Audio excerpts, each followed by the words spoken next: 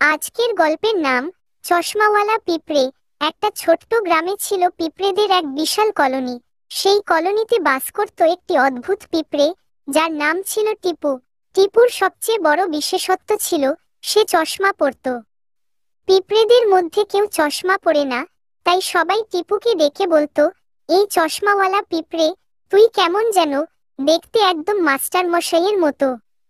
টিপু চুপচাপ থাকত। সে জানতো তার চোখ একটু দুর্বল, তাই চশমা ছাড়া কিছুই ভালো দেখতে পায় না। তবে একটা জিনিস তার ছিল, যেটা অন্যদের ছিল না, সেটা হলো বুদ্ধি। পিঁপড়েদের কলোনিতে প্রতিদিনের নিয়ম ছিল রোজ সকালবেলা দল বেঁধে খাবার খুঁজতে যাওয়া, সন্ধ্যায় ফিরে আসা। কিন্তু টিপু কখনো দলবদ্ধভাবে যেত না। সে একা যেত, কারণ তার নিজের জানা অনেক পথ ছিল এবং খাদ্য আহরণের কৌশল ছিল।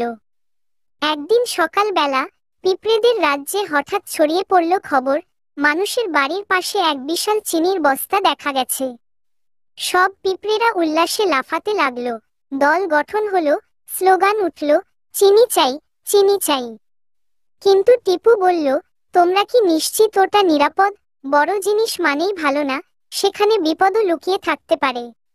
সবাই হেসে বলল, তুই তো সব সময় ভয় পাস, আমরা চললাম, তুই থাক চশমা নিয়ে। পিঁপড়ের দল রওনা দিল চিনির বস্তার দিকে। টিপু একা থাকলো, কিন্তু সে চুপ করে বসে থাকলো না। চশমা পরে সে নিজের ছোট রাস্তায় গিয়ে খুঁজতে লাগলো ছোট ছোট চিনির দানা, যেগুলো পড়েছিল এক শিশুর হাত থেকে। অন্যদিকে পিঁপড়ের বিশাল দল চিনির বস্তায় পৌঁছালো ঠিকই, কিন্তু সেখানে ওত পেতে ছিল একটা বিশাল লাল পিঁপড়া মারা ওষুধ। চিনির সঙ্গে মিশে থাকা সেই বিষে অর্ধেক পিঁপড়ে অসুস্থ হয়ে পড়ল।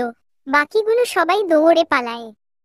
কলোনিতে ফিরে এসে তারা দেখে টিপু একাই অনেকগুলো চিনির দানা এনেছে আর সবাইকে ভাগ করে খাওয়াচ্ছে।